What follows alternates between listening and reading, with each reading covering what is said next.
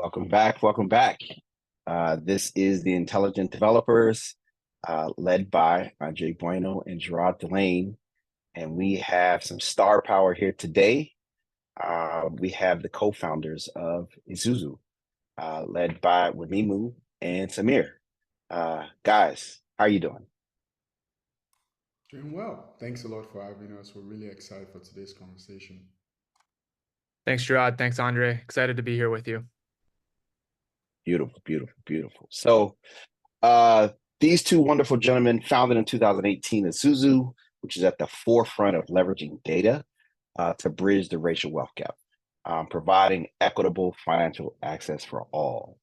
So, firstly, I would love to hear about you guys' journey. So I'd love to dive into that and provide some jewels through that conversation. So, firstly, with you, Wemimu, how did you get started in real estate? Well, thanks a lot for that question. My journey from real estate into real estate started through my personal experience and my relationship with Samir. But every time I have the good fortune to talk about what we do at Esusu, I always like to go down memory lane a little bit to just contextualize the work we do. So for me, I grew up in Nigeria. I lost my dad at the age of 2, and I was raised by my mom and 2 sisters. And one thing my mother believed in was just the power of education. She afforded my school fees to one of the finest high schools in Nigeria, and that's what led me to, the United States. And during that transition, immigrated from 80-degree weather in Lagos to negative 22 degrees in Minnesota, which was a very character-building experience. And during that transition, we did not have a credit score. We walked into one of the biggest banks to borrow money, and we were turned away. And had to go essentially find a way to get access to capital at over 400% interest rate from a predatory lender. In addition to that, my mother sold my dad's wedding ring. We borrowed money from church members, and that's how we got started in America. So really inspired by that experience and Samir's story, which you'll hear shortly.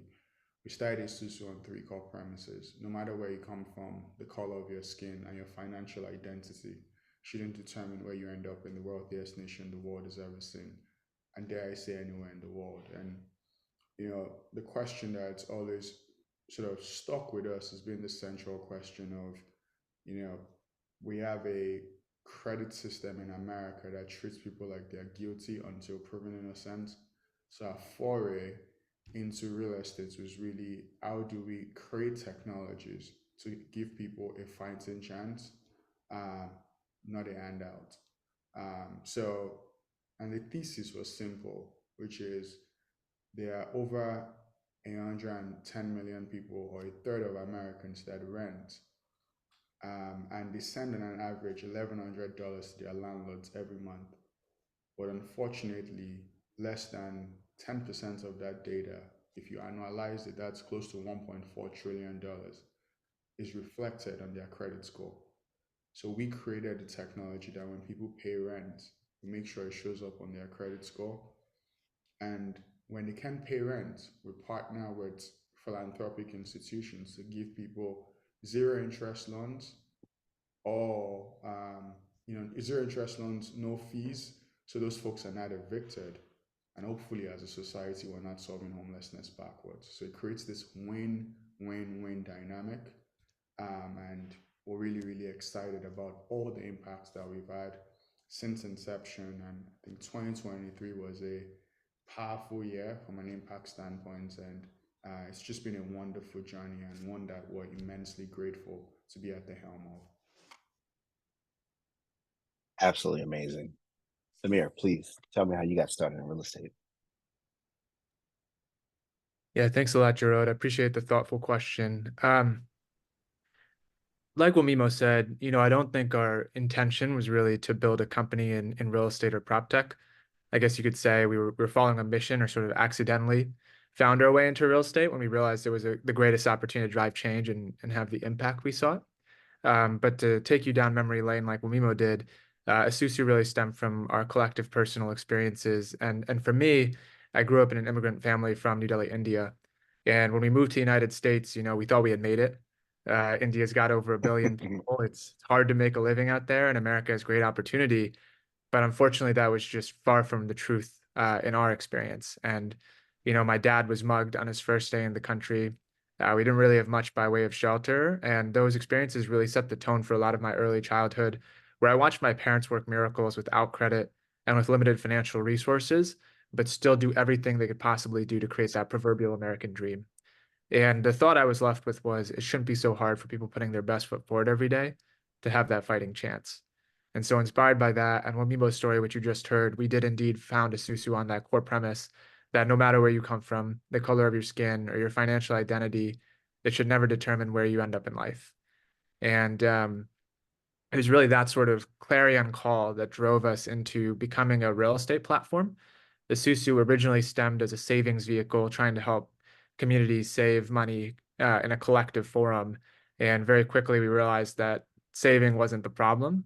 The issue was people being able to get into the financial system and establish that initial financial identity. As Wemimo mentioned, our system treats you like you're guilty until proven innocent. And so armed by that knowledge, we saw this massive opportunity to leverage this untapped data asset of rental payment data to help people build and establish their credit score, because we fundamentally believe that financial identity is the foundation of people's financial lives in America. And then from there, you can move towards financial stability, financial wellness, and ultimately wealth creation, which ties to our vision statement of unleashing unleashing the power of data to bridge the racial wealth gap.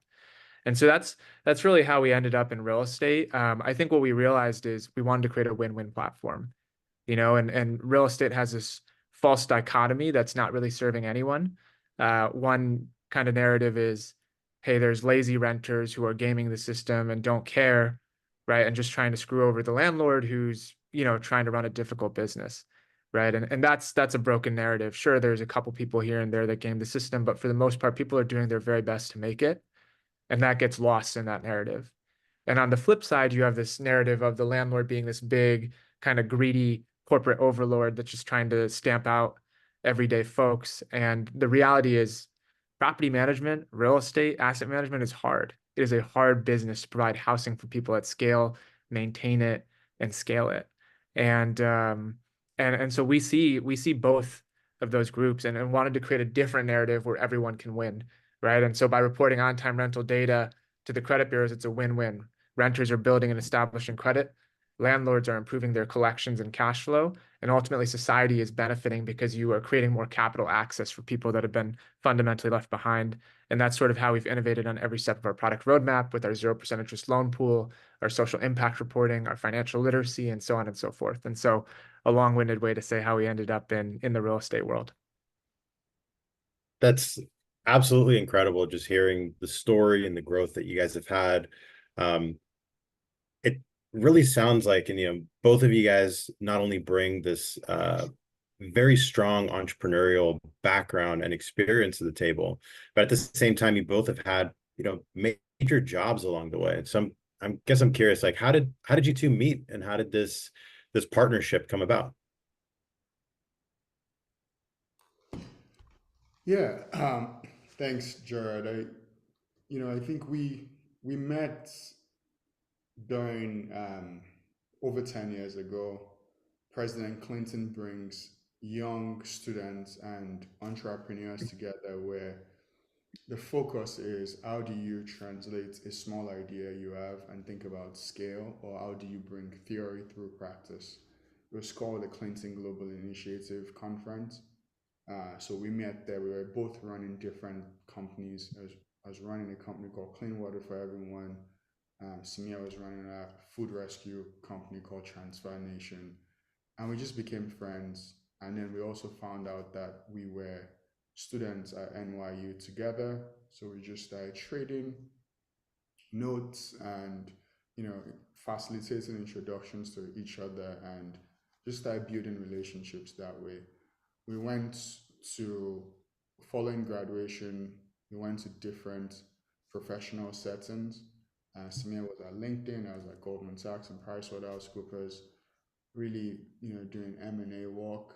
And, at some points we just met in December of 2015 and said, do we just want to continue the climb the corporate ladder, or do we want to do something bigger than ourselves?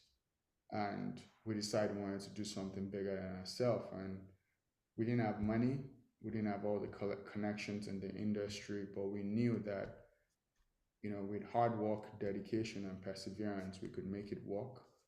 So we spent from December of 2015, 2016, and 2017 really using our weekends, whenever we can, to actually think about how we make this work. And in 2018, we took the leap of faith, quit our corporate jobs, and then the rest is history. But I think the Clinton Global Initiative was a core pillar, a uniting force. NYU also played a crucial role, and then we decided to work hard for years to actually make this idea a reality. So in the eyes of many, Esusu started in 2018, but that's when we quit our jobs. But Esusu has been around. The idea has been around since 2015. So I was just in Rio de Janeiro, and people talk about the Christ Redeemer. Everyone talks about 1931, but the electric bridge, one of the first of its kind, to get to that IS summit, started in the 1800s. The construction of the statue itself took 5 years. So Rome was not built in a day. Little drops of water makes a mighty ocean, and the story of Esusu has been one of hard work, perseverance, unwavering faith, and second to none grit. I love that. I mean, just being able to think about not only the partnership that you both have built, but then kind of looking at the last 9 years. I mean, arguably, last year you guys established some major partnerships. I know Solar Impact has been, a major one locally here in Los Angeles. You guys did a major deal with Fannie Mae recently. I guess, Samir, would you mind talking a little bit about that? Absolutely. Thanks a lot, Andre. One of our core beliefs at Esusu is forward together.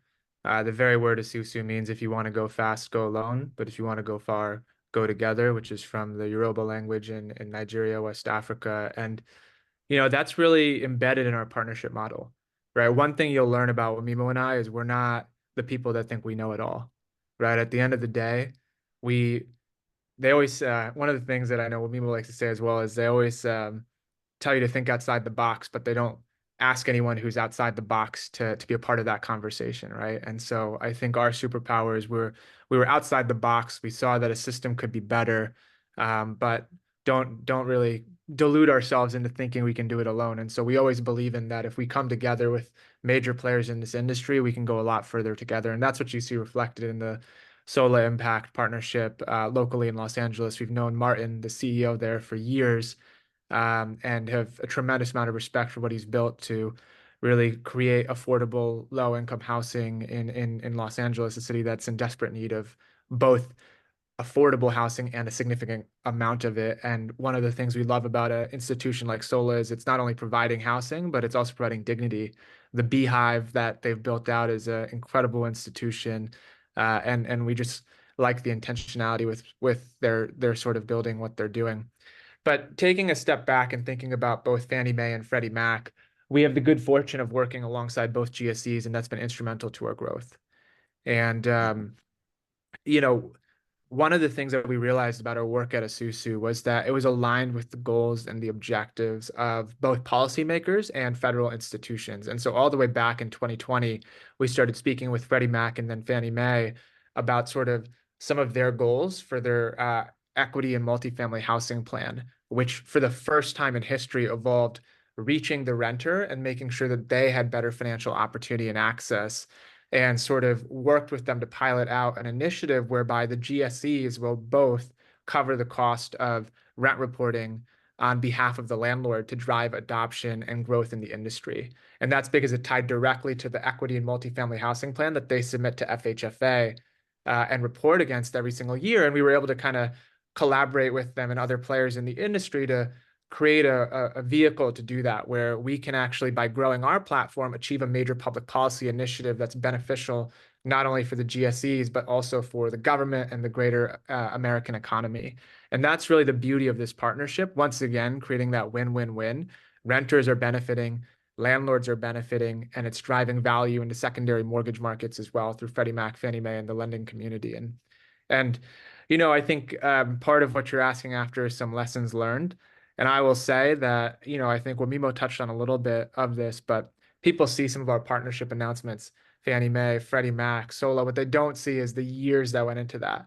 We first met Martin in 2019 because he was connected to an investor who, by the way, said no to Esusu, and he was part of that due diligence process, and we through that built a relationship with Martin, built his respect, and years later formed that partnership. Freddie Mac took 2-3 years in the making. Fannie Mae as well. Wemimo and I have a joke that when the GSE sneeze, Esusu catches a cold, right? And we literally spend all our time thinking about how do we bring that partnership to life. And so for other folks listening to this, I think there's a few things that are important to note. One, especially in Silicon Valley, maybe a little less in real estate, entrepreneurs have a lot of hubris thinking that Silicon Valley can do it better. But government is still the greatest single agent for change that we've ever seen. And so don't underestimate the power of public-private partnerships, bringing together different stakeholders to drive scalable change. Number two, all great things take time, right? And we live in a culture today where everything's 30 seconds, TikTok, this, that, and the other. But at the end of the day, if you actually put in the time and the work ethic and you believe in something that seems impossible, you can bring that to life. And then number three, in order to punch above your weight class, you got to bring your A game, right? You cannot be sloppy. Well, Mimo and I joined every single call with Fannie Mae and Freddie Mac for years. And at points, their executive team was like, don't you guys have other stuff to do? And we were like, this is our number one business priority. We're going to be at every single meeting. We're going to follow up in 24 hours after every single thing. We're going to make sure all our materials are super well vetted. It's not just going to be some person on our team creating them. No, we're going to review it ourselves. We're going to make sure there's no typos, there's no grammar errors. We're going to vet everything. We're going to make sure it makes sense. We're going to run it by our advisors, because at the end of the day, we're asking a multi-trillion-dollar market maker to partner with at the time, a pre-Series B company. In order to do that, you've got to demonstrate that you can punch above your weight class. SOC 2 Type 2 compliance, getting through their vendor due diligence, demonstrating that we were financially solvent, having them talk to our investors so they know that we have the capital to be around in 5 years. That's the type of stuff it really takes to bring those partnerships to life. And sometimes you got to just put in the legwork in the absence of the institutional sort of infrastructure. And that's really what we had to do to kind of bring it to life. And so the takeaway is, give it 110%. Don't leave anything on the court, and you can bring the impossible to life. That's an excellent segue to the next question I was about to ask, which is, you guys have had a very successful run fundraising. What are some lessons for, aspiring startup right now that's looking to get to Series A or get to Series B? What are some lessons for those who are trying to do prop tech fundraising, trying to raise capital to make a big impact?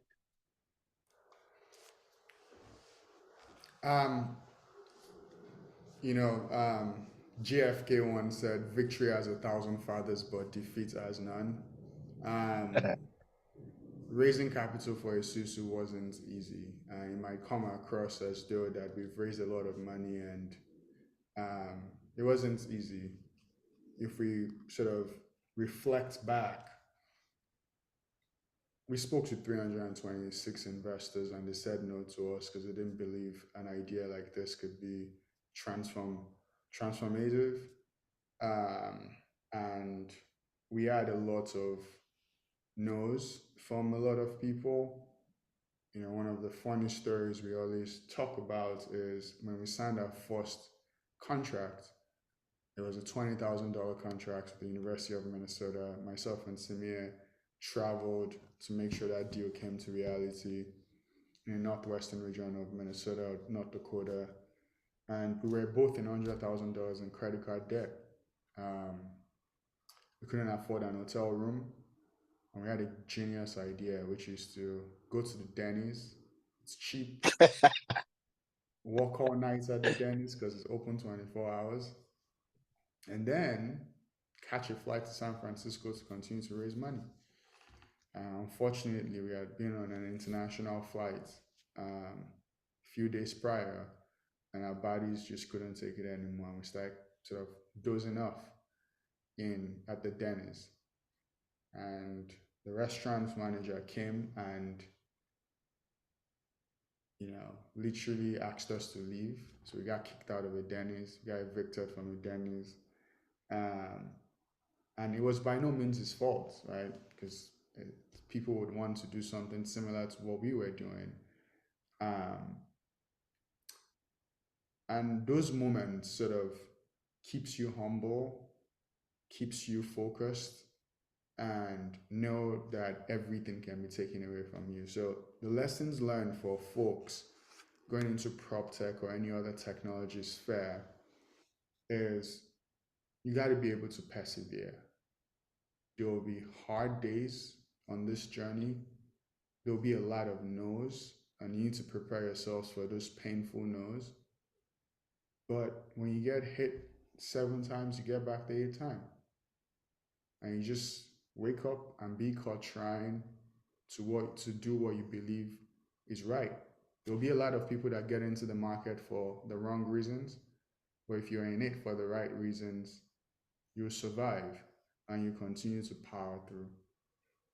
Number 2, so that's a prerequisite, that's the foundation. Now let's talk about sort of the tactical things related to fundraising. You need to make sure that you have a compelling story and you have a vision of what you want to see in the world. So, and what that means is you need to have a compelling, at Esusu, we like to call it like a credo. So what's the company's vision? What's the company's mission? What's the problem the company is trying to address? What's the market, and what's the unique go-to-market strategy that separates you from anyone that hasn't done it before or folks that are currently doing it? And then you take that all together, then you create a plan that if you could look into the future, what would it look like?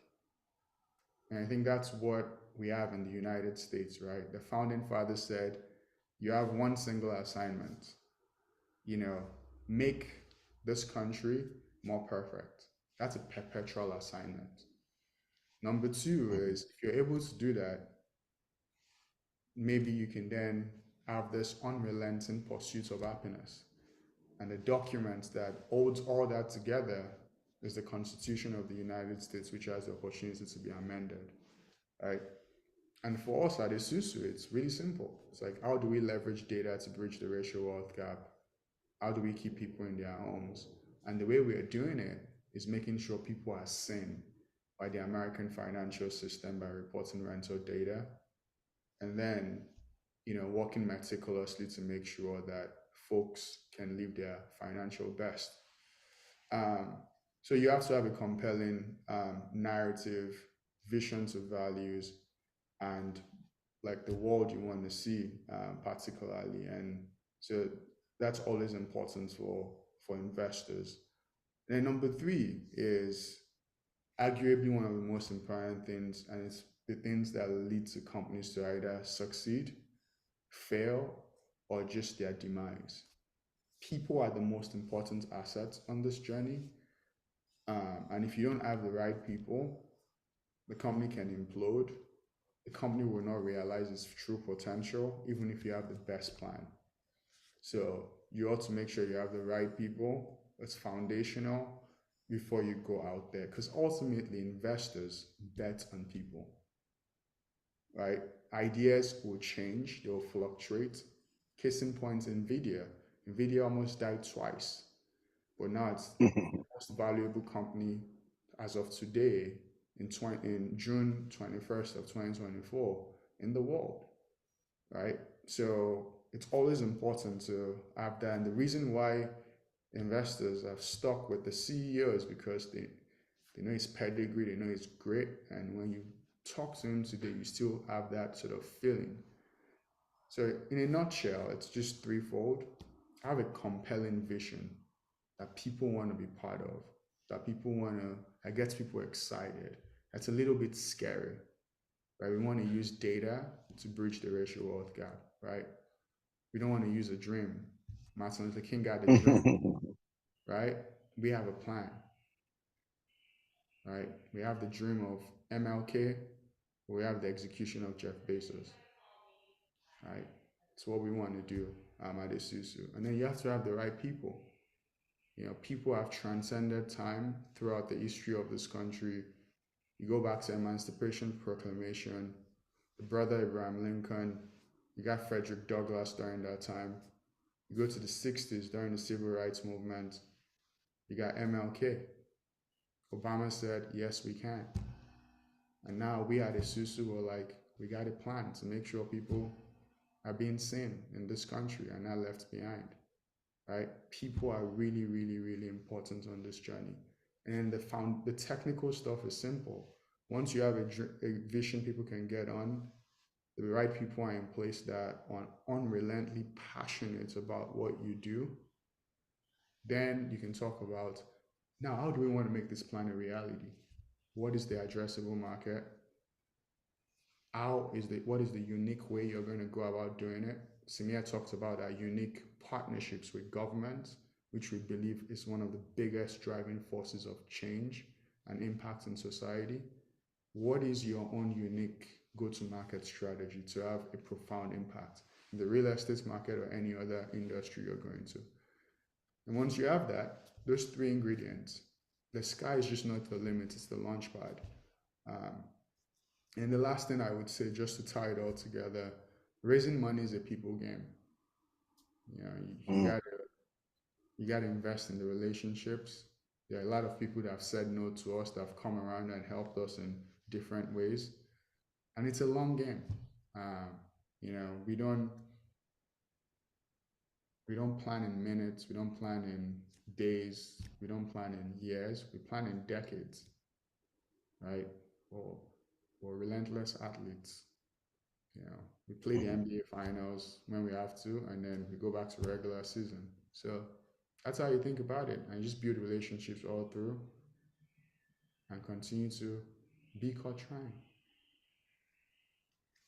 I love this long game framework that you're bringing into the conversation. I mean, you both recently reached unicorn status.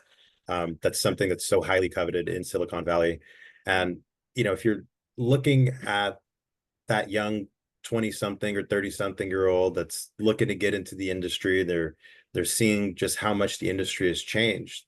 I'd love to hear from both of you. Like, what advice would you have for them, you know, thinking about entering the industry today?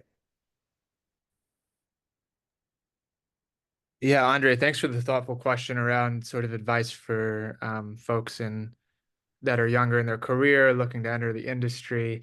But a couple quick things to note first. One, Wemimo mentioned NVIDIA, and I don't know if you know this, but Jensen also had an early company failure almost at Denny's, and so another takeaway could be all great at Denny's.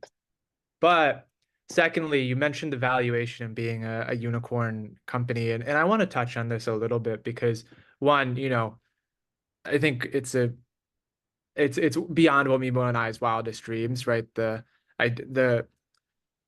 kind of crazy pact you make as an entrepreneur is you have to be unreasonably optimistic, right? So you are always just convincing yourself that to any other rational person seems insane.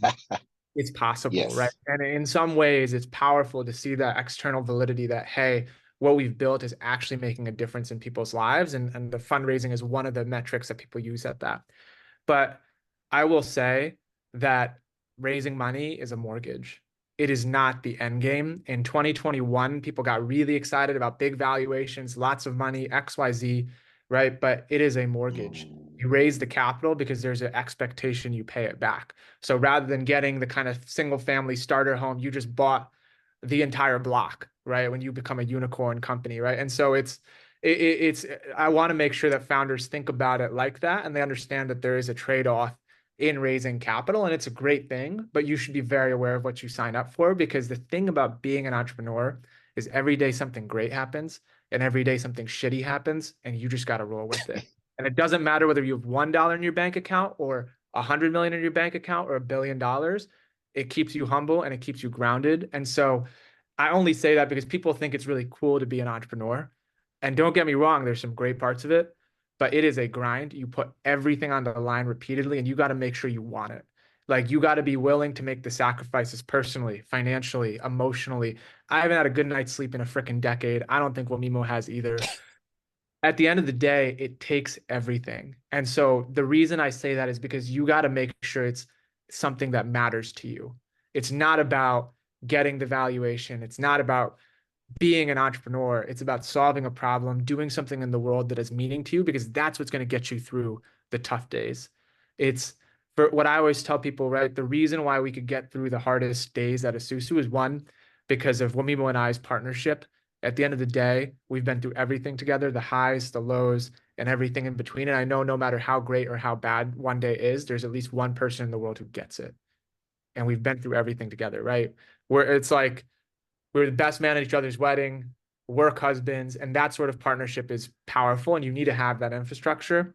Number two, people needed it, right? Like, we saw from our constituents that this was serving a need that we had experienced, but it wasn't just us. It was millions of people in this country that needed a product like ours. And then number three, it was like, we don't want to have any regrets, right? And we wanted to put 110% out on the court. And so when stuff hits the fan, you feel ready to rise to that moment. But I just want to make that very clear, because it is not what it looks like in the newspapers and the media. Besides that, though, in terms of what I would give from an advice standpoint is, one, get started. It is so easy to talk yourself out of anything. Building a company sounds so vast, but you know what isn't so vast? Making a Facebook page, texting 5 people and asking them about your idea, getting a Google review site set up, right? Emailing 5 people who you know are engineers and seeing if they'd be willing to do some pro bono hours with you, right? You got to take this grand thing and make it small. You got to find the quick wins and just get started, because whatever you think you're going to do, it's not what you're going to do. Like, that is the one thing I can guarantee you. It will not be exactly what you thought it was going to be. And so my one piece of advice would be, if you really believe in solving a problem, just get started. You're going to iterate. Your users, your customers are going to tell you the truth about what's good and what sucks. You're going to iterate, and you're going to get better, and you're going to start building. But the biggest thing that people do is they talk themselves out of it. They're like, I'm not ready. I don't have this. I don't have that. I don't have that. But nobody is ever really ready to go build a company. So you want to just start and learn from doing it, rather than sort of trying to just process knowledge information. Number two, be caught trying. Well, Mimo said it earlier. We learned it at our first conference that we went to together, right? The Clinton Global Initiative Conference. Be caught trying. Like, at the end of the day, history is made by people in the court, in the arena. It's not made by people sitting on the sidelines and talking about how people could do things better. You want to be in the arena, be caught trying. And then number three, nothing worth doing is worth doing alone. So find the people that you want to be on this crazy journey with, whether you're a startup entrepreneur, whether it's the two of you launching a podcast, whether you're looking for someone to buy your first real estate asset with, whether you're trying to create your first LLC to be a property manager, it doesn't really matter. But find the people that you want to be on this journey with, because that's what makes it worthwhile. Fantastic. Wemimo, please. Any advice for 20-year-old Wemimo who's looking to find his way?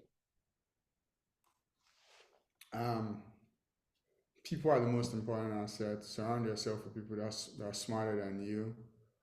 That's one of the greatest joys of building something. Number two, never take anything for granted. Because we have $1 billion valuation doesn't mean anything. It can all be taken away from you. And just be very, very thoughtful. Number three,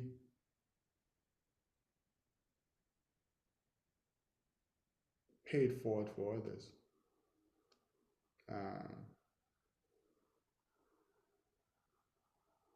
The folks that tend to get ahead are folks that give and don't expect things back. So that's all I have to say. a very profound conversation. Really appreciate you both taking the time to speak with us and to entertain all of our questions. Thank you for all that you're doing in the community. We're very excited to continue to track and watch as you guys continue to scale your amazing company. And thank you again. Our pleasure. Thanks a lot for having us. Thank you so much. Thank you so much. I will talk Thank to you. you guys. All right, Bye. guys. Odabo. Bye. Bye-bye.